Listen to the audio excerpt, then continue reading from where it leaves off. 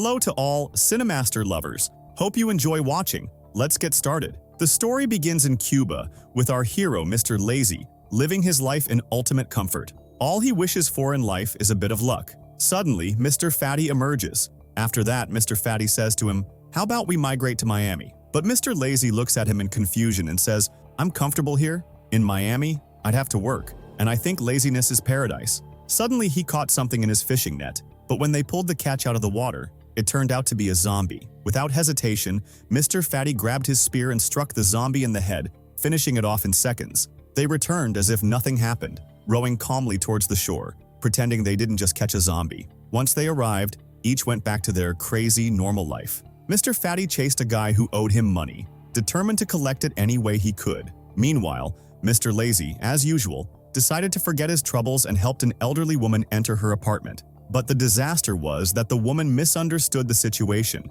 After all this, the two went up to the roof, brought out the telescope, and started watching people enjoying their favorite hobby. But suddenly, Mr. Fatty saw his son, who was supposed to be studying, but caught him flirting with a girl. Mr. Fatty, shocked and angry, rushed down to distract him from the girl in a clever way, saying, "Come on, son, let's play ball." After a while, Mr. Lazy decided to visit his only daughter.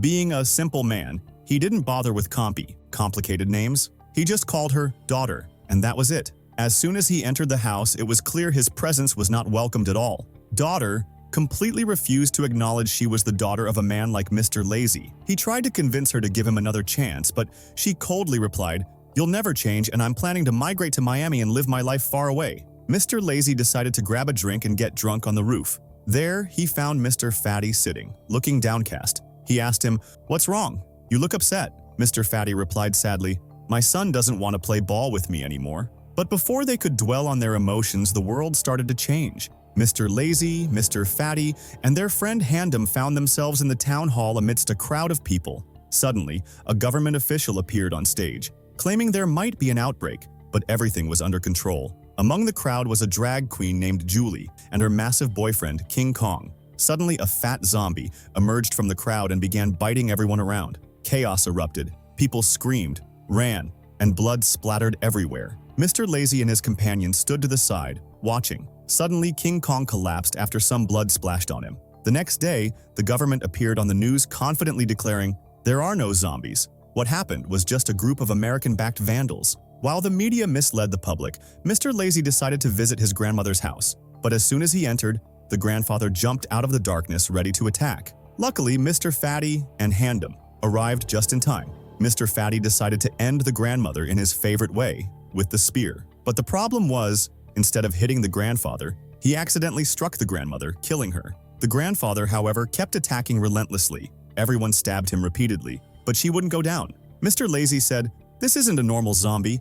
It looks like a demon possessed him." Suddenly, he decided to try something new. He grabbed a huge cross and attempted to perform an exorcism, but instead of casting out the spirit, he smashed the grandfather's head with the cross, scattering his brain everywhere. They began to believe that what was happening wasn't zombies, but state opponents. They decided to dispose of the bodies to avoid political troubles. While dragging the grandmother's body towards the elevator, the door closed, cutting her in half. Mr. Fatty looked at Mr. Lazy and said, "That saves us half the effort." As they tried to deal with the rest of the bodies, a zombie suddenly emerged from the trash can.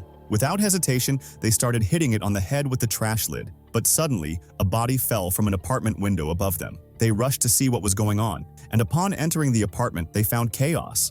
In the corner was a pretty girl named Curly, crying like a child, with strangely tangled hair. But there was no time to talk, as government news was playing everywhere, claiming that the opposition was funded by America and urging people to protest against them. The next day, thousands of people took to the streets to demonstrate against the so-called zombie opposition. Meanwhile, Mr. Lazy, Mr. Fatty, and Curly sat on the roof watching the protests. But as they walked down the street, they saw Handem trying to pull off some shady business to make money. It was clear he had entered an illegal trade. Before he could even make a profit, chaos erupted again. Zombies attacked the protesters in the middle of the demonstration. Amid the chaos, Mr. Lazy remembered he had a daughter. He decided to check on her at her house. When he arrived, he saw zombies increasing everywhere. He entered the house only to find that his mother-in-law had turned into a zombie. As soon as he approached the door, he discovered an entire street full of zombies waiting for him outside. So he decided to jump out of the window.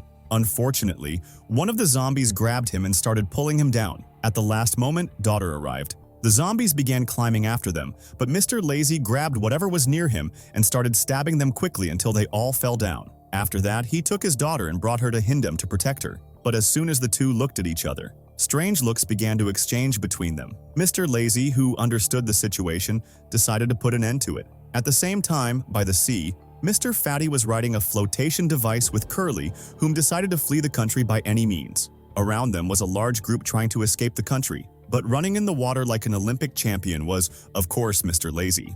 He kept chasing Mr. Fatty, trying to convince him to come back with him because he had a plan that would make them rich. In the middle of the conversation, suddenly, Curly fell off the flotation and started drowning. When they looked down into the water, they discovered a real catastrophe. An army of zombies was walking underwater, and as if that wasn't enough, Curly herself turned into a zombie. Before they could even try to understand what was happening, a shark appeared and swallowed her. They said, "Well, that means we need to go back immediately," Mr. Lazy said as he swam with all his might toward the shore. After they were saved, Mr. Lazy gathered Mr. Fatty and Hindem and told them, "I have a brilliant idea that will make us millionaires. We offer a zombie-killing service to people, but for a fee." The slogan of the service was, "Juan of the Dead. We kill your loved ones for you." And thus, the first zombie-killing business in the country was born. They started preparing their weapons for their great mission. Mr. Lazy's daughter, who was upset with their greed, she said to him, "When will you ever change?" But Mr. Lazy felt he had a chance to prove he had become a better person. Indeed, they began training survivors to face the zombies, teaching them how to use weapons. Finally, the time came for the team to embark on their first mission against the zombies. The team consisted of Mr. Lazy with his bat, Mr. Fatty, who carried 2 machetes. Hindem chose to face them with a baseball bat, smashing the heads of any zombie. King Kong, who had a problem with blood, decided to fight zombies with his eyes closed. The team started taking down zombies one by one, and everything was going perfectly until they looked at Mr. Fatty and found him casually walking down the street. The group looked at him in shock and said, "That's a human, not a zombie." But suddenly, the man Mr. Fatty hit got bitten by a zombie. At that moment, Mr. Fatty proudly said, "I knew he'd get bitten soon." Then Mr. Fatty killed a skinny man for no reason and said simply, "He owed me money from last month." Mr. Lazy and his team decided to travel around the city on bikes to kill zombies for customers. As they began moving, a helicopter crashed in the middle of the city square and exploded. Afterward, they reached a new client, a woman who owned a house and wanted to get rid of her tenants who had turned. Everything was going well until they saw a cockroach and screamed.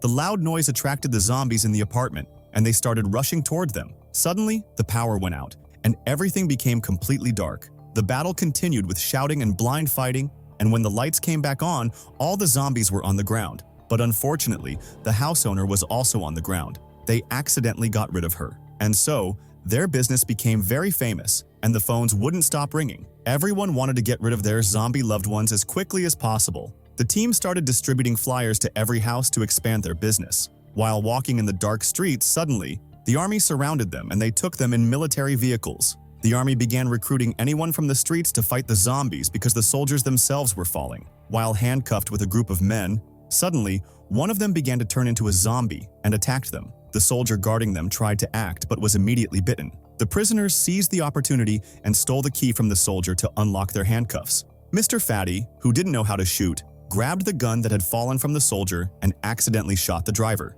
The vehicle lost control, started flipping, and crashed onto the road. The next day, the group finally reached home, but in a terrible state. On the roof, Mr. Lazy saw zombies everywhere. His daughter was crushing zombies, lifted a zombie with muscles hitting it. Curly turned into a zombie and started attacking Mr. Lazy. He kept pushing her with his hands and eventually shoved her to the edge of the roof. But there was a problem. Curly was still handcuffed to him. Daughter grabbed a bottle of oil and threw it to Hindem quickly. Hindem, who never expected this to be the way his life would end, enthusiastically began oiling the handcuffs. And finally, Curly was separated from him. She fell off the roof. Suddenly, a zombie appeared and devoured the government spokesperson live on air. At that moment, the group made their final decision. It was time to flee the country. They headed to the street and found a flashy red car, but there was a problem. None of them knew how to drive except Mr. Lazy. He reluctantly took the wheel and tried to get the car moving, but it was very slow. Daughter, who was so frustrated she couldn't bear it anymore, got out of the car and walked away. With no other choice, they decided to walk on foot and search for a safe shelter. After a long walk through the destruction, they found a tightly sealed door covered in blood.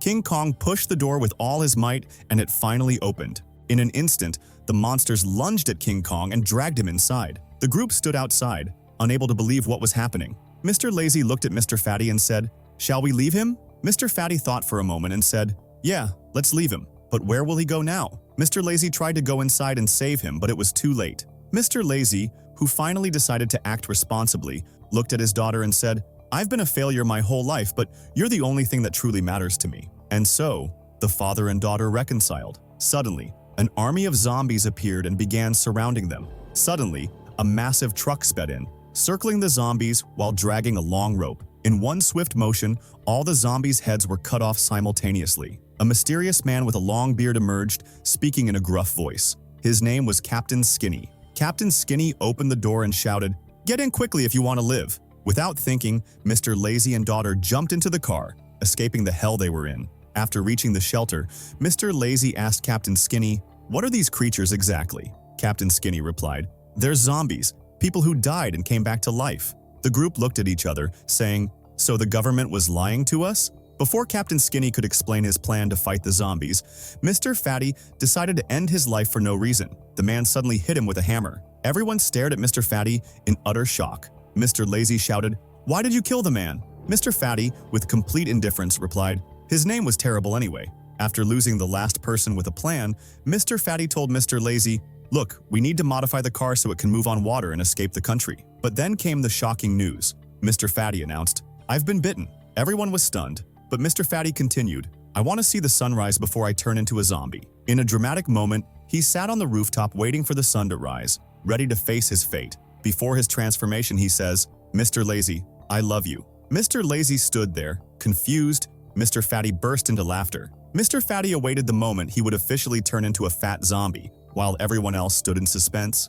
Finally, they decided to gather all the necessary parts to convert the car into an amphibious vehicle. After hours of assembling, they successfully created the ultimate amphibious car. Now, Mr. Lazy and Mr. Fatty headed to the beach for their final showdown with the zombies. Mr. Lazy wielded his legendary paddle, smashing any zombie, while Mr. Fatty, now bitten, decided to take out only the skinny zombies. They continued taking down zombies one by one, finally piling their bodies on top of each other. Mr. Lazy stood victorious and let out an epic war cry. Meanwhile, Mr. Fatty prepared the amphibious car. They were ready to escape to the sea. But Mr. Lazy had one last thing to do. He saw a small child being attacked by a zombie. Without hesitation, he ran to save him. But the zombie grabbed a shovel from the ground, ready to fight. The night turned into an official wrestling match. Mr. Lazy grabbed another shovel, and the two engaged in a fierce battle. In the critical moment, Mr. Lazy used all his strength to shove the zombie into a metal pipe directly behind it.